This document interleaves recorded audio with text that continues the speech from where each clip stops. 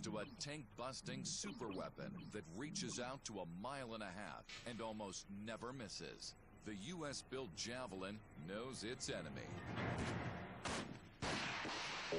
Tanks and other armored vehicles that have long-range weapons and that are very, very difficult to kill or disable. And it will kill any known armor in the world today. More than anything else, the Javelin's success is down to the fact that once fired, it almost guarantees a kill every time. A 95% hit rate at 2,500 meters and beyond is something very new and very different for our infantrymen. Here's how it achieves such an incredible strike ratio. First is our image and infrared sensor. Next, that is controlled by the tracker, and then the software then provides the commands to the CAS to steer us to the target.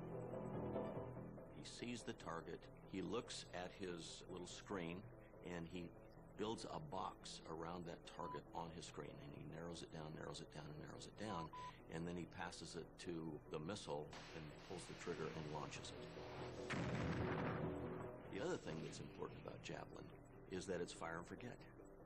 It's not wire guided. It's not guided by the gunner at all. He locks onto the target, transfers that data from his sight to the missile, and launches the missile, and the missile takes it from there. And it can be a stationary target, or it can be a moving target. Not to be confused with the British surface-to-air missile of the same name, the U.S. Javelin has two different ways of taking out its targets. Direct attack, which is where the missile flies directly from the launch unit to the target and hits the target head-on. This is mainly for exposed line-of-sight targets, bunkers, buildings, vehicles, just about anything. If you can see it, you can hit it.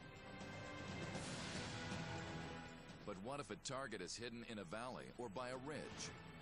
That's when the Javelin really comes into its own with its main firing mode, called top attack.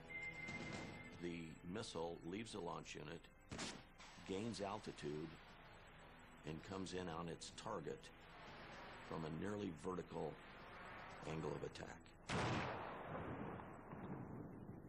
And it just so happens that most tanks are vulnerable to attack from above.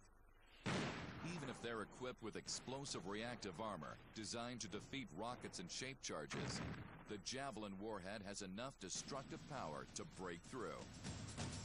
That's why we have the precursor. Then that allows then our main charge to do the real damage, where we punch through the tank with incredible amount of jet and copper through the tank. In the blink of an eye, the temperature inside the tank reaches up to 8,000 degrees Fahrenheit. Nothing comes out of that alive. The launch sequence is also precision timed to protect the user from the effects of the blast.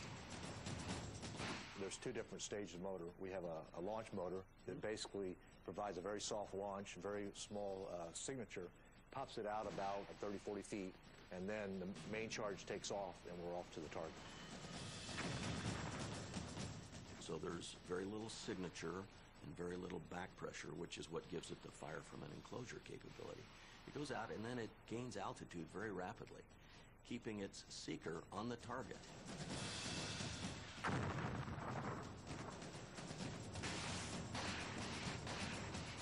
And once it's fired, the Javelin will reach out and strike a target 1.5 miles away in less than 20 seconds.